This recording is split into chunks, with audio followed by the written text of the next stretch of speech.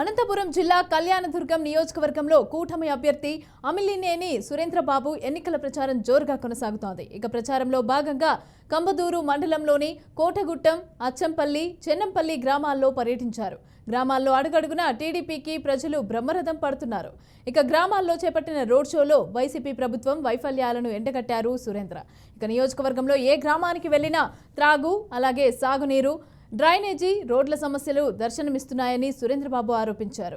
ఇక వైసీపీ ప్రభుత్వం పెన్షన్ పంపిణీ కార్యక్రమాన్ని ఉద్దేశంగానే నిలుపుదల చేసిందని ఆరోపించారు. వాలంటీర్లకు కూడా టీడీపీ ఎప్పుడూ వ్యతిరేకం కాదని, వారు కూడా మనలోనే భాగస్వామ్యమని అన్నారు. టీడీపీ అధికారంలోకి రాగానే ప్రజల సమస్యలు పరిష్కారం దిశగా ముందుకు వెళ్తుందని, అలాగే జరిగే ఎన్నికల్లో టీడీపీని అత్యధిక మెజార్టీతో గెలిపించాలి అని ప్రజలను కోరారు. బ్రహ్మరథం పట్టారు. తెలుగుదేశం పార్టీకి ఎప్పుడు వస్తాయి ఎన్నికలు అప్పుడు గెలిపించాలని సిద్ధంగా ఉన్నారు.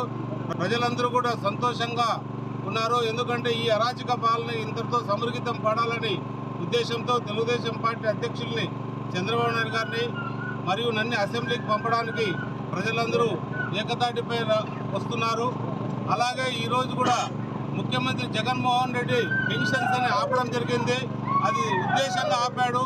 ఆయన సెక్రటరీ జవహర్ రెడ్డి గారు కానీ, ఆయనకు సంబంధించిన వ్యవస్థ కానీ, ఈ చాలామంది మహిళలకు కానీ, ముస్లిం వాళ్ళకు కానీ పెన్షన్స్ తీసుకోకుండా ఆపి ఆ చెడ్డ పేరంతా చంద్రబాబు నాయుడు గారు నెట్టడానికి ప్రయత్నం చేస్తున్నారు.